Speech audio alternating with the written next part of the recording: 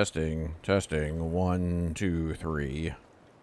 We are now testing for proper modulation.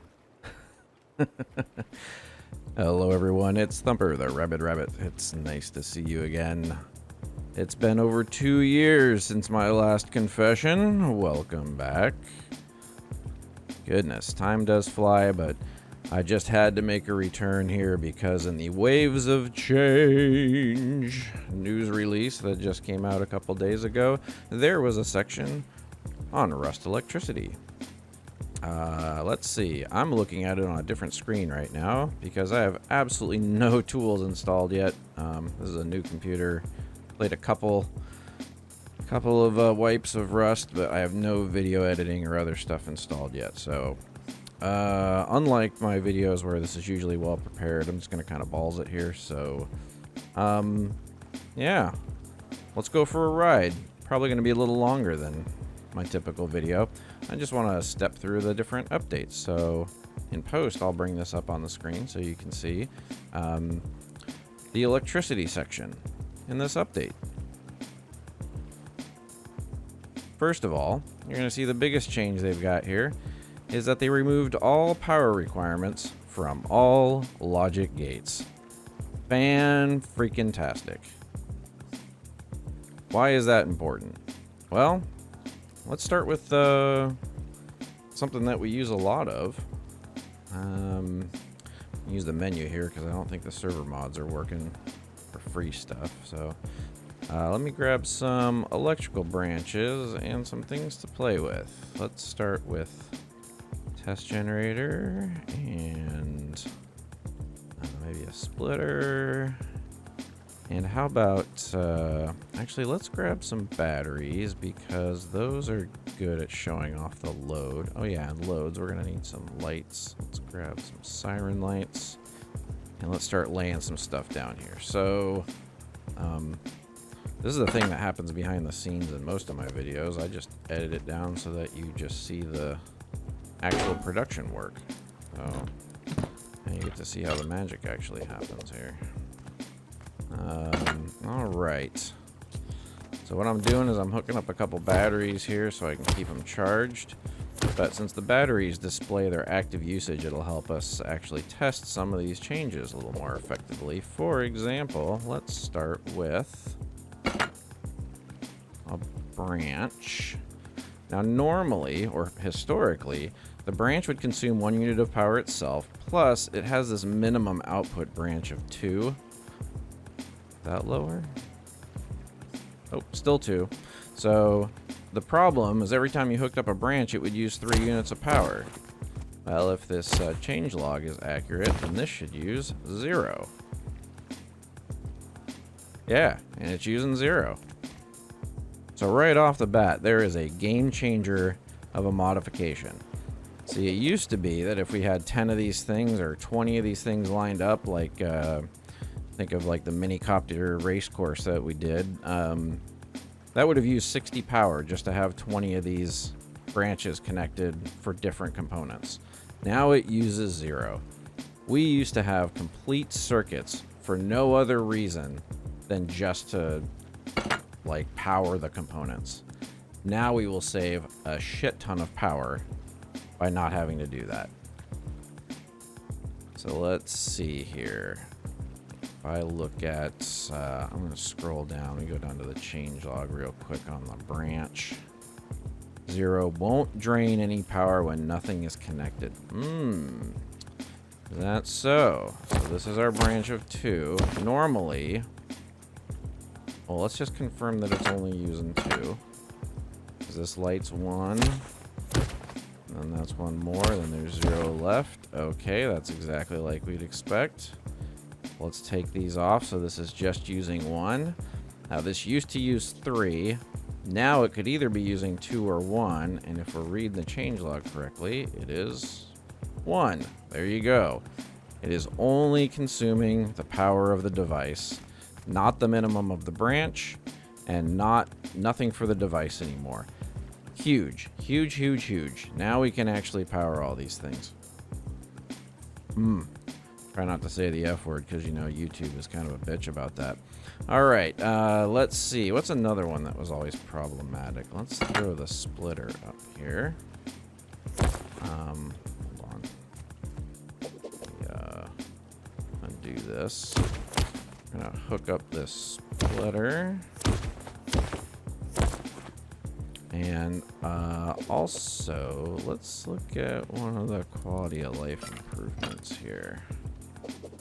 There was a quality of life improvement on here that says if you hold down shift, it'll align. Oh yeah, look at that. See how it snaps in line? Oh, it snaps in line with this too. Huh. All right. Interesting. Is that how that works? One down, hold shift. It just keeps them horizontally aligned no matter how much up and down I do. And vertically aligned. And look at that. See how it kind of snaps a little bit horizontally to this one as well? That's interesting because that actually makes it easier to build a perfectly square box. Perfectly square box. Well, that sounds like a band name. All right. Cool. So, hey, we confirmed that. Quality of life, left shift, actually kind of helpful. I like that. See how these are not quite aligned? I didn't use it on those. All right. So, that's cool. One of the things that we can test here is I can just hook up all three of these. And there's 50 coming in. And these are using 3. It splits at 17, 17, and 16. All right. So, first thing in the changelog is the splitter here. It says now distributes evenly across outputs and add any remaining power to the earliest output, ensuring no loss. Any remaining power to the earliest output. Earliest output. So that can either mean the first one we hooked up, or earliest could mean left to right. We can test that. We're gonna test that. Any Project Farm people out there? All right, so I'm gonna hook up the middle first, the right second. They're split evenly, and let's go third. And it's still 17, 17, 16. So that means in this case, where the documentation says earliest, what it means is the furthest right. So right to left is how it's splitting up this power. Cool. We might want to check that out on some other components. Let's see. Electrical branch, which we just looked at. Blocker and root combiner just don't consume power anymore. Let's go down the changelog. Memory cell. Memory cell, memory cell. So this is interesting. Let's grab a memory cell. So one of the problems we used to have is when our cable was too short, in order to extend it, you had to have another component in between. And the memory cell was actually the one component that didn't consume electricity, so you could use it to like connect extension cords. Now you can do that with any component, because none of them consume power anymore. So that's good. Let's just hook this up real quick here. We got 100 coming in. And what did it say of its update? Fixed draining battery on both sides instead of from the active output. Oh, okay, so we're gonna need a couple more lights here to prove that. So I put inverted over here, and then I hook these up so there's a load of 2 here. I actually need to hook this up to a battery if I want to prove this. Let's do that instead. So 15 coming in. 15 is going to inverted. It should be 1. It is 1. I need to trigger this, so let me grab another battery for convenience sake here. And we'll just set. Okay. No power consumption off the trigger. Good. And 2 here for the 2 lights that are on. That's exactly what we would expect. Kind of baffled. It's nice that electricity works the way it's supposed to. Alright, fixed pass-through showing both outputs instead of just the active one. Yeah. 0 and 15, cool. And side inputs won't drain power. Well, we just saw that, so cool. Ran switch now passes power when on and blocks power when off. Fan-freaking-tastic and resets to off. See, when that was backwards, that was confusing as shit. So it's nice that that would be the way you would expect it to be. XOR is just down to 0, and fixed bearing and drain only one side is powered. Okay. Highest power. Ah, okay. Okay, well, let's play with these real quick. Let's play with and or, because those were some problematic components before. There's an and, there's an or. Let's do the same thing over here. And I'll put a couple. Oh. Stack of 5. I see. I see. Well, let's put a load on each of these because that'll help us. And what were we looking at there? Let me go back to the changelog. Fixed batteries getting drained when only one side is powered. Well, they don't consume any anymore, so this is an and. It's only one side. It's not on, which it's not on, and not consuming power. So yes, confirmed. No bug there. Now if I hook this one up, they're both 15. Should see 15 out. Yep. And one of these, looks like the left one is getting...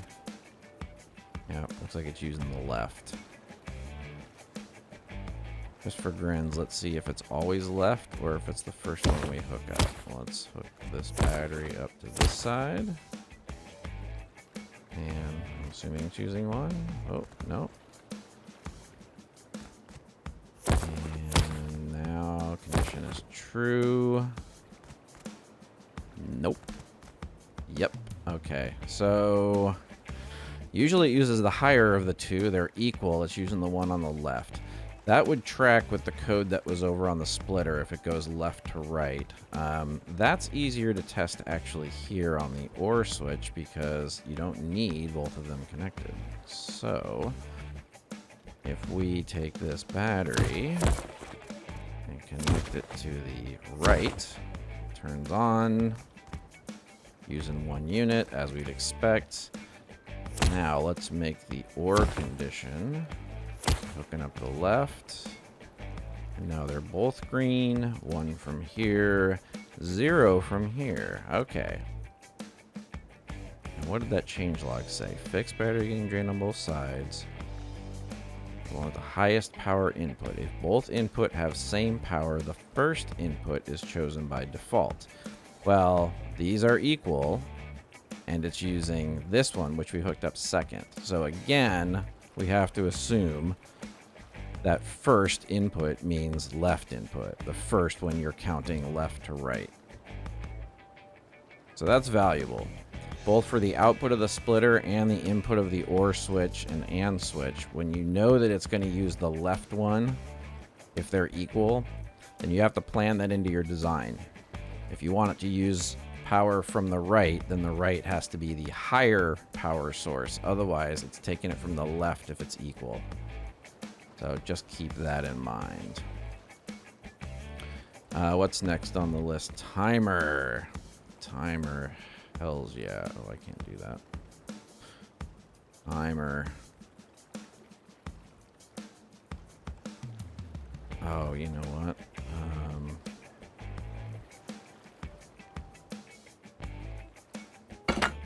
Hey. So, let me switch over here for a moment to quality of life. So, if you look at the quality of life inputs, it says fix the difference between the deploy guide and the actual position where your component is placed. That's what I was just doing right there. So, let me show you what I mean. if I grab this, if you've played with these in the past, and I'm going to put it like right on the edge of this brick right there. Boom. It actually deployed right on the edge of the brick. Didn't used to do that. It used to jump like a couple inches down the wall when you would do that. That was super freaking annoying when you were trying to line these up on a wall and make them all like look pretty next to each other. And now we can use the left shift and it'll snap right to alignment anyway, which is even better. So not only does it actually place where you put it, you can actually get it to snap in alignment by using the left shift. So for both of those reasons, big step forward in being able to align components on the wall. What I'm interested in here is this. Notice we have no power connected, and yet we can still set the timer. That was the other thing in the changelog. Love it. Love it, love it, love it, love it. I don't know if most people give a shit about that, but when you're building a circuit that has a whole bunch of timers in it, and you want to start setting up your timing sequence among them, just to, I don't know, for me it's visualizing in my head that I want one to go before the next or after another. You couldn't set the times before without having power attached. So you'd have to build your input circuit, or at least a temporary input circuit, and hook all your timers up before you could start actually setting their values. Now you can do it when they're not on. And another thing that I don't know that I've actually done a video since this change happened, but you can take these down as low as 0.25, as low as a quarter of a second now, and that's allowed. Can't go any lower than that, I don't think. Try like, oops. Try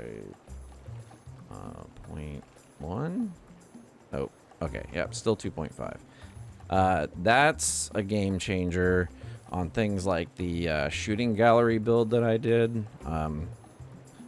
The fact that we only had a 1 second timer by default made the timing on that a little bit tricky to do. Having quarter-second timers is awesome. So, big win there. Let me go back to changelog. Next one was the switch. Ah, yes, the switch. The switch. Did I have one? No, let me grab a switch. Oops, wrong place. Where the hell's the switch? Oh, there it is. Alright. So, one of the things the switch used to not do correctly is take power from the right source. Let me get rid of this for a moment. So we used to have this issue where if you hooked up like 10 here and 20 here, it would take the 20 and pass it through, which was weird and counterintuitive. Now it says it's corrected the inputs, so I'm hoping that's fixed. If we take this, oops. Yeah, I have to, let me put 15 on the bottom. I'll hook it up to this light. Now if I turn it on by hand, it's on. Turn it off, off. When it's on, passing 15. Now, let me grab this guy, because it's 50. And if I hook up 50 to the handle to activate this, 50, 15, 15 out. Alright, so it's actually obeying the path correctly. Fantastic. That is what I was hoping for. And it used to be that if you turned this off, even while it was powered, there was no light, which is in the changelog. Says, fixed red LED not showing up when receiving power but toggled off. Ta-da. Ta-da. Love it. Alright. Let's see. Counter, side inputs won't drain. Fixed power passing through when under their target value. Perfect. Pressure pad, fixed blocking pass through when bit triggered. Okay, yeah. You know, that reminds me. Now we actually have the opportunity to make trap bases that don't consume power, because if this pressure pad doesn't use any power, and it's your trigger for your trap, then you're not actually wasting any power until somebody steps on it. Button 0 laser detector now deployable on any surface angle. And tweaked handle positions. Oh, yeah. Oh, yeah. Let's take a look at that. Put the laser detector right here. Oh, yeah. Look how far apart those handles are now. See how much easier it is to... Remember the old model where it was just a little black dot and the handles were literally on top of each other and it was damn near impossible to connect to those. You know, another one that was like that was the blue flasher, which is actually also on the changelog. What did it say for flasher? Oh, it's right down here. Restored blue material emission when on. Oh, I must have missed that. Was it not? Oh. Well, still looks blue to me. And tweaked handle positions. So they did that to this also. Yes. Yes. Yes, yes, yes.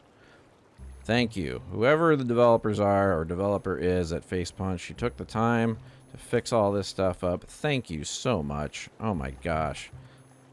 So difficult to work on an electricity build when logic components don't work logically.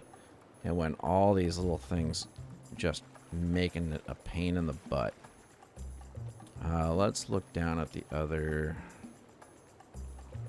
let's see, reactive target. Now resets itself automatically only after being knocked down. Won't generate impulse 1 power when lowered manually. That's important because that was a thing on the shooting gallery. If you actually lowered the target by hand, it would still up your score counter, which is kind of cheating. You should have to shoot the damn thing down to get a score. When both lower and reset inputs are powered, the one with the highest power takes over. Alright, we can test that. Let's take the target. And I'm just going to put it right... Aw. So that means whichever one of these inputs has the higher power should win. So I can lower and reset this by hand. So if reset has 50, can't lower it. But if I put 15 on the lower, that should do nothing. Because 50 is more than 15. But if I reverse these, and I put 15 onto reset, and I lower, yeah, right? Am I doing this right? Yeah. So 15 onto reset, it works. But if I put 50, the higher amount, onto lower, that should work. And it sure does. Okay. That's what we're expecting. And if I take these off, reset, there we go. So we got our power out, power in, reset, and lower. Cool. I think that's it for the components. Oh, small generator won't drain power on aux inputs. That's okay, cool. I haven't really done anything on this channel with the industrial stuff, so I'm just going to skip over those. Let's take a look real quick again at the other changes. The bug fixes and or gates draining on both sides. We already showed that. Aux inputs draining power unnecessarily. Who's that? Memory cell on both sides. We already looked at that. Preventing electrical branch from draining when nothing connected. Looked at that. And unpowered components draining batteries. Much more common now that branches do not waste power. Yeah. Perfect. Awesome. And then quality of life, fixed difference between deploy position. Components are now aligned to walls and won't rotate based on your view angle. So if I take... Yeah, okay. So, yeah, well, there's technically two faces to this wall here. You can see it shift just a little bit when I'm on this face versus that face. But yeah, so just because I'm over here and then this wall, yeah, so it's not following my view position, it's following which wall I'm actually sticking it to. And of course with the shift align, if I put shift down, look how easy it is to just snap these up and down the wall. Fan-freaking-tastic. Love it, love it, love it. Okay, holy crap, that's 20 minutes, see? That's what happens when you just wing it through here. Just raw dogging this video. Well, that's a lot of big changes, everybody. I'm really happy about a bunch of this. Guess I'm gonna have to get back in game and start playing around with some practical application for this stuff. But until then, thanks for joining me, everybody. And remember, good luck and don't suck.